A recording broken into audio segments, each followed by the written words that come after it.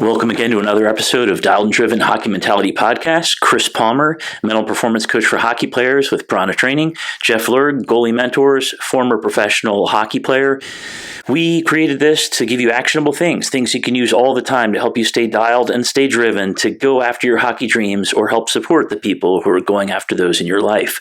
Today, we're going to talk about something really interesting. It's this idea of coachability. And when it comes down to it, it seems simple, right? Do what the coach wants, but it's much more complex than that. We're going to talk about the fact that this is actually something somewhat controversial, because do you stay back and just do what you're told, or do you find a way to communicate, or somewhere in between?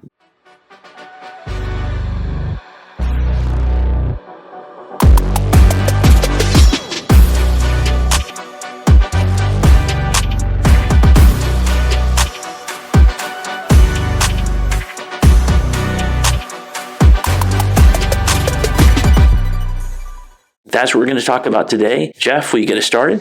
Yeah, this thought came to my mind. We're in the thick of our summer goalie camp season. So our goalie camp, we have kind of a traveling circus, 10 weeks.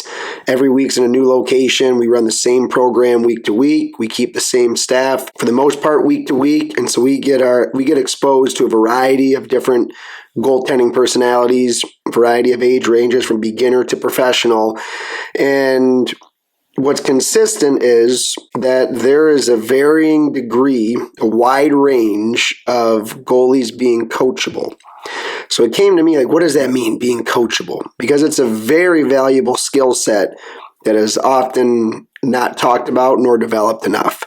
So being coachable in our eyes is, yes, listening to the coach, but listening in the manner that the information going in, or the information being shown by a demonstration of a goalie, or the information being shown by a coach up at the whiteboard, is really processed and then worked on being executed. Not executed on the first try, but understanding what you're actually trying to accomplish and the reason behind it. So to me, the first thing that pops to mind is that brief definition of being coachable. Well, it's so hard, too, because you figure you got these guys, and I don't care if you're part of a team, I don't care if you're part of a tryout or one of your camps, you've got guys who come there and they want to look good. Some people want to look cool. Some people want to be accepted. Some people want to be great. Some people just don't know how. And then there's the intimidation factor, right? You're working with guys who played pro, guys who played college, guys who've been doing this, and you go into this and you could be a little starstruck or a little awestruck. And in all of that, there's just all this other stuff that gets in the way, these distractions we talk about all the time. So for you, when these guys come out, I imagine there's kind of like a warming up period where you're trying to help them understand. Is there anything that you guys kind of do in the beginning to help them really dial in a little bit better? Because it is tough in the beginning. Get all these people watching. You don't want to be the guy who messes up. Yeah, one thing that we live by, and it's a phrase that I've kind of developed and learned through the years, is connect before you direct. That means if you're the coach, got to find a way to connect with the goalie, in this instance, to have a little brief conversation. Hey, what's your name? What team do you play for? How old are you? Hey, what's been your favorite part of camp so far? Then you have a little connection with them before you start to direct them on the drills or the way that you want them to move or recover. So that's one skill that we want to get that kind of warm-up period underneath us. The other way that we keep our groups engaged is, we've talked about it many times, allowing them to have a ton of fun while they're getting pushed and while they're getting coached. And everyone will perform at their highest levels when they're more relaxed, but they're also enjoying the process and trying their hardest. So a few little tidbits that we've navigated through. And the reason we're talking about it today is, even though we try those tidbits, we still are sometimes scratching our head at what occurs on the ice from an athlete. Like, do they really just watch that demo and then hop in and do that? You know, so that's the one thing that we talk about as coaches, and we've all been there. If you're a coach where you go through and put all this time and energy, and you have a practice plan, a game plan, and you're up at the board writing it up or doing a live demonstration first player in line gets into a drill and it's just completely butchered backwards, Yeah. Well, along this idea of trying to do things that are actionable, like for a coach, that would be great if you're doing this, to be the coach who's actually finding a way to connect with guys. It helps a lot. One of the first things we talk about in coaching is this idea of having actual empathy, actually understanding where people are from, being focused on trying to help them get their goals. But not everybody's like this. So here's the reality. You've got a kid, and I don't care if it's a kid who's 26 years old in an NHL tryout somewhere. You've got somebody who's coming in with big expectations. For one, that's going to be a distraction. But the other part is, these coaches, they have to find a way to get these puzzle pieces to do the job. They've got to find a player who can do this. They've got to find a goalie who can do this. And when they want that, there isn't a lot of time for what I would say normal human kindness, decency, interaction, empathy, care, concern. There's just not time. It's an efficient machine. You got to move. Ice is expensive. So there's a lot of stuff that just kind of gets in the way. So talking to parents right now who are maybe working with their kids, or talking to kids of any age who are trying to go after this thing, one of the ways to be coachable, step one, absolutely, is to just be ready from the moment your skate touches the ice.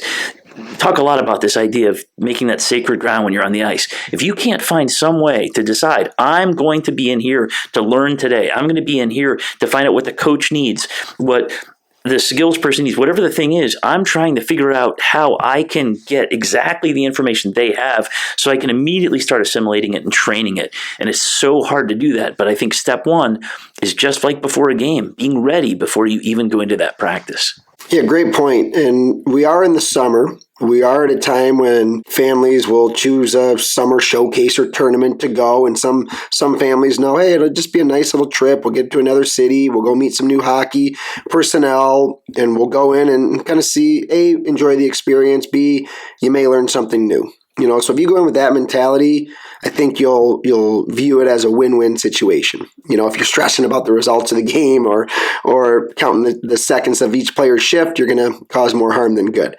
But from that standpoint, being coachable becomes a very valuable skill set. You might go to this new select team and you have a new coach. You have players coming in from all over different parts of your state or country, and you get a chance to hopefully meet some new teammates and then learn something new from a coach.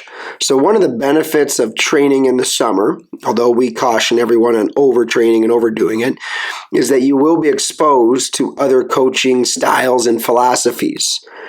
And some of them you may not understand initially, but the more you can register that information and take actionable steps on trying new things out, you might realize that this experience really benefited you in a more positive light. You might have been taught that certain skill or been taught in that certain way. Maybe you're dealing with a coach that always is a verbal speaking coach, and the coach you're dealing with now, he does it all by demonstration. So you might start to learn these new skills that will, in the end, benefit you, to reach your peak as an athlete. So just want to bring that up kind of before we go into some of the team aspect oriented style of what does it mean to be coachable. No, it's great. It's great. Man, I've had guys who are in D1, guys who are in D3, guys who, believe it or not, in the AHL, who have kind of attention stuff. And some of them are diagnosed attention, ADHD. Some of them are not diagnosed. They're just like so many kids today. And I don't say this to fault kids, but there's a societal thing where our phones are just so full of just this quick dopamine release, scroll, and sometimes doom scrolling. It feels good. I get it. And it doesn't matter what it is. There's always something interesting to watch. That inability to pay attention has actually hurt guys I've worked with because they're trying to understand the systems that are put out. These coaches have systems for a reason. It's how it's got to be. And if you can't memorize the systems, you can't memorize that, you're stuck. And it's so hard. I've seen guys get less opportunity because the coach couldn't trust that they could execute this thing. So it's amazing how just even the most basic thing, you would think it's so basic, but it's so hard to come in and really focus on what the coach is saying and what the coach is drawing. It becomes everything. So there's a thing I want to mention, and that's the idea that there's plenty of evidence that suggests if you can be off your phones for at least a couple of hours before practice, at least a couple of hours before games, it allows your brain to see the more slow motion nature of life. I mean, life is much more slow motion than this kind of scroll. If you can do that, people actually have a better time concentrating than if you're doing it in between or doing it on your warm-up. So just as a practical thing to take away, if you want your attention to be better and you want to be more dialed, to be able to be more coachable, please turn off the screens at least a couple hours before you're trying to do anything you care about. And speaking of losing focus, what I've seen consistently occur with goaltenders in particular is when a coach, whether it's a team coach or someone like me who's a skills coach running goalie camps and goalie training, I make the goalies come and listen and watch the drills at the whiteboard, next to the benches, because what I find is when goalies get called in with the rest of their team in a team setting for a standard practice, they completely space out. Most of them, the vast majority of goalies, don't have the habit of paying attention, because at the end of the day, their mindset is, well, I'm just going to get a shot from the wing, so I'll just kind of, know where the shot's coming from. So what I do in the summers is I'll go up to the whiteboard consistently and I'll draw up the drill and I'll try to force the goalies to understand the drill that's going to be executed with no live demonstration, just to get them to try to process that whiteboard way of learning. And I'll always say, hey, any questions on the drill? If you don't know it, please ask a question now so that when you're the first goalie and you know the drill. And unfortunately, it has been a failure. We have not quite crossed the barrier with Goalie Nation as a whole to get over that hump of being well executing the drills, at least in my neck of the woods, well executing the drills at a high level. And that's just due to the fact, in my evaluation, that they're not used to doing it all year round. You're starting as a kid, you're the goalie, everyone tells you, get in that, no worries about it. Just hop in there and you'll get a shot. Or sometimes you'll have an assistant coach on the ice and he's there playing shinny with you and taking shots on you when the rest of the team's up at the board, so you never develop that skill. Well, I know from being at the highest of high levels, goalies who develop a high level of hockey IQ are the ones that can survive the game and surpass the others. And the way I developed my hockey IQ was I always had a really high level of focus when the coach was at the whiteboard. I started to just digest the information and I would see how and why the plays developed. So for me, it's another piece specifically to goalies another tool that you can add to your toolbox to help make you successful. Well, it's going to help you be part of the play too, right? You've got goalies who are simply stop the puck, and then you have the well-rounded goalie who's actually becoming part of the play. He knows where things are going to be, and it's got to be helpful to know what the whiteboard says. There's this other thing, though, I want to mention, is this idea of, do you become the sheep? Do you become the person who's so coachable that it's just yes or 3 bags full? Or are you the guy on the other side who's always complaining? It should be this way, it should be that way, or, I don't respect the coach. Because we understand the truth is, how is it possible that every single coach would be ultimately fair and knowledgeable and capable and good at motivating? Every coach is different. It's impossible to be all those things. And when you come into the system, you can be pissed and bitter and say, I'm not getting this, I don't respect this guy. He never went here, or he went here, a failed guy. You can do that if you want. But in the end, it's really, really simple. That guy's in charge. He's in charge. Now, you're in charge of your life and your career, but that guy's in charge. And if you want things to work well on that team, you got to find a way to follow that guy to where he's going. But you will have people who say, no, we'll get rid of the coach, we'll create a coup, get rid of the guy, and sometimes maybe even makes sense. But it can get really messy. I mean, I've seen situations where you've had guys who are in actually high-level NHL management come into a youth hockey team and try to create a thing where the coach should be going a different way. So this is a dance, and it's tough. It's not easy. But I can promise you that if you're trying to get as much as you can from the coach and try to do what the coach is executing and really, really go along with that, that opens the door for you to have conversations with that coach to say, hey, coach, I absolutely see what you're saying here. Is there something I can do here to use this skill I have or this other thing I have to try to get better? Because it has to be some balance of it. And I go back to this thing, and I know we talked about this before, but I had this job in banking years ago. I was this regional sales guy, and the CEO came in and he asked me, he goes, oh, how are things going? I'm like, oh, things are good. It's like 2 weeks into the job. And I said, I got lots of ideas about things. Oh, yeah, come tell me your ideas. And he had me go to downtown Tampa to go meet him. He goes, set up a meeting with my secretary. And I'm so psyched. Like, the CEO wants to talk to me. It's amazing. So I come in with my ideas, and I go into the guy, and he looks at my ideas, and he hands me back the piece of paper.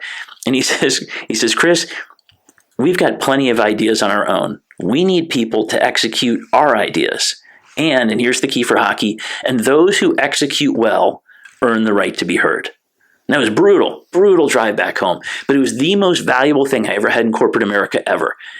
Do your job, do what makes the coach look good, do what the coach asks for, and it actually opens up the possibility for communication to talk about things that you want to do that maybe are slightly outside.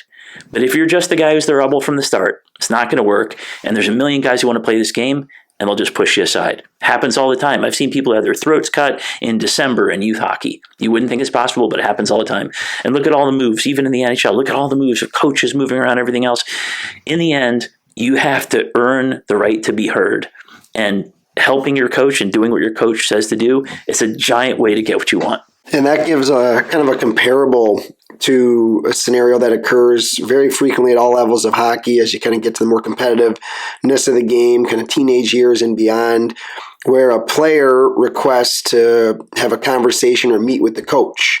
Happens all the time, every position. And one of the biggest learning lessons out of that conversation is the worst thing that a player or athlete can do is spend the time talking about another person on the team. You're the one requesting the meeting with the coach. You're the one wanting to know, more than likely, it's why am I not playing? Or why am I not on the power play? Or why can't I play special teams? Or why wasn't I out there in the last minute of the game when we were trying to tie it? Variety of topics.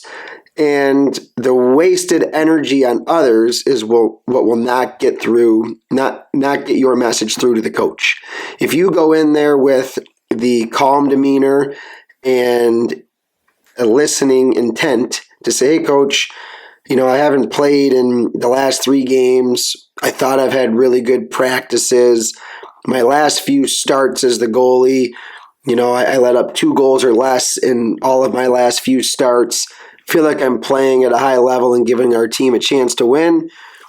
What do you think that I can do to earn some playing time back again? What do you think I can do to earn more playing time? If you go in with more of a methodical and statistical at times, you don't want to rattle off your whole career stats, but you got to give some factual information to relay your point of saying, really think I'm doing everything well. What more can I do? But that also prompts you to really go back and dig into the details of your game. Because as a goalie coach, I've been in that conversation way too many times with aspiring athletes where they think they're doing everything great. And gosh, so-and-so is playing 2 out of 3 every weekend, and I've sat 3 games in a row. So I make the goalies go through the exercise and say, hey, well, let's just take a look statistically, start there at your last 5 starts. And all of a sudden we sit down and we go through the math. Okay, 5 goals against, your team loses. 4 goals against, your team loses. 3 goals against, your team won. Okay, 6 goals against, you lose. 4 goals against, you lose. Now you're the coach. Why do you think that you built the trust to play you in the next game? So then all of a sudden it gets the goalie to start being self-accountable. And then it gives the exercise of, okay, if this situation occurs and I have some good results, then I have something to go present to the head coach or assistant coach or coaching staff. So to me, there's a self-evaluation that it takes to be coachable. It's not just looking at the situation and pointing fingers and just saying, well, he did this and he did that, and last game he let up 5, and why is he playing again? You got to really do the digging and start to be a student of the game, which at the end of the day is a big piece of being coachable. No, absolutely. And, talking about other people is irrelevant to the coach, because even if it's some crooked deal, which we can talk about in a second, that happens from time to time, even if it's a crooked deal, the coach is going to be talking about that. But let's say it's not. In the end, talking about what somebody else has nothing to do with what you can do, how you can be better, how you can actually make a difference. Because in the end, every single coach wants a difference maker. They want a difference. They want somebody who can find a way to make a difference on the ice. And if you're not doing that, you have to find a way to do that, because there's a million people who want this spot. We talk about this consolidation of talent, and as you go up, fewer and fewer spots. If you can't find a way to keep working on your game to be a difference maker, to really be honest about what am I doing? Am I performing at a level that's outstanding? If you can't look at that, then you're going to be stuck. And I understand, because honestly, our egos as human beings, we're so self-protective all the time. Anybody in psychology will tell you this. We want to protect how we look all the time. And I'm sure it's this instinctive thing. But if you can't find a way to be humble, to go into this, to ask the coach, what can I do here? I'm having trouble in this area. What do you think I can do to be better? If you can't find some way to have that honest communication, regardless of how imperfect the situation is, you're going to be stuck. And speaking of asking the coach, what more can I do? Again, one of the situations that occurs frequently is goalies in particular come up to me and will ask, hey, how do you think I can improve? And this is a subject we've chatted on before. So one kind of funny story to finish is I've worked through many years of coaching and mentoring. There's kind of the pet peeve as a coach, like, gosh, I just can't get through to this goalie. Like I'll verbalize a drill. It's not well executed. I'll demonstrate the drill. Not well executed. I'll get down to my knees and I'll even try to slide with no knee pads. It's still not executed. So there was one situation where one of my coworkers and I, we kind of established this goalie, like, I really just don't think he pays attention when we speak. He'll be nodding, he'll be smiling, he'll be saying, yes, sir, I get it. And super polite, awesome, which is a great trait to be coachable. But if the information isn't being absorbed and then worked on and tried on, it's not going to get the skill set to develop. So finally, at some point, I had a long-standing relationship with this athlete, and it was more of kind of a joke at first, kind of an experiment to say, hey, I just want to see if all the little things that a goalie who's dialed in for a lesson will notice. Coach Steve and I, who's one of my main coworkers and employees with our goalie camp, say, let's switch hands here for 5 to 10 minutes. I'll try to shoot right-handed. You shoot left-handed. Of course, we'll make up any lost time if it's, we're not hitting our spots and we're executing a drill. And it's only funny because we acknowledged it with the goalie and gave him the facts after and said, hey, this is this type of stuff we need you to pay attention to. But the situation that occurred was, I would say, 7 to 10 minutes, Coach Steve and I were shooting wrong-handed. And of course, we're not as good shooting that way. We're missing some spots, and time just kept going on, and we're like, this guy, he's not saying anything. Like, how does he not see that we're completely missing our spots, or not as strong as shots, or not as quick velocity? And then so finally I said, hey, did you notice anything different about what's taking place right now? Like, we're doing a lot of the same drills we've always done, just not well executed. And unfortunately for the goalie, he couldn't identify the difference. So I was trying to get my point across to say, that's what I mean by being coachable. Do you understand what we're doing, how we're doing it, why we're doing it? Are you that dialed in, or are you just physically there and saying you're really trying your best? So a little small story I wanted to tie in at some point about what's an easy sense of being coachable. Yeah, I know exactly what you're talking about. And I can tell you that whether it's things that happen there or things that happen off the ice, there are people who are worried about all kinds of things in their head, and the things you worry about off the ice come onto the ice, and you got to find some way to move past that. Let me mention 3 examples really quick. Kucherov, Sebastian Gatto, and Derek Lalonde. Perfect example. Lalonde could have had a massive amount of belief in himself and think he could do it all alone. But what did he do? He brought in a mental performance coach. He thought it was so important to keep learning, and hey, something in mental performance. He brings mental performance coach in, and things change. He had the humility and the desire to become better that he put all those puzzle pieces together, and look what he accomplished. He's done great. Sebastian Gatto started out AA guy. Round 14 jumps up to AAA. He found a way through all the ups and downs, and he's constantly looking for an advantage all the time. He's public about the fact he uses mental performance. He will do everything. He's looked into everything from visualization to meditation. We've done things like this, and he's public about this. We've done things like this before games because he's trying to get an advantage. He's trying to be coachable and understand that more things are possible. And then Kucherov, look at him. Kucherov is a guy who's amazing, probably a Hall of Famer guy, and Kucherov still somehow wants to get an edge. As amazing as he is with this sort of seamless, silky kind of way to get around people that almost looks effortless, he actually, in Florida, went to a AA coach because that AA coach had some reputation for being pretty good at creating shot opportunities. And he actually went to that guy, put his ego on the side, completely humble, went in and wound up being this amazing experience where he's just trying to learn something that maybe he wouldn't have gotten somewhere else. If you look at all of this, it's about humbling yourself. Hey, have confidence, believe in yourself. But if you think you've arrived, if you think you have arrived, you're dead. Because once you think you've arrived, you've blocked yourself off to all new information. And the center of coachability is to take in new information, to figure out how you can get where you want to go. So whether it's Kucherov, whether it's Gatto going off to Dartmouth, whether it's Newsy, Derek Lalonde, amazing NHL coach. All these things say the same thing. Keep learning, keep learning, keep learning. Be open.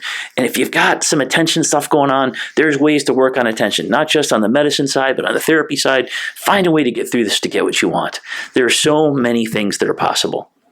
Yeah, thanks for summarizing, Chris. And really, at the end of the day, the longer you play, the more voices and teaching styles you're going to be exposed to. As you mentioned, be open to it, learn to absorb it, and then work to apply what makes you your best version of yourself.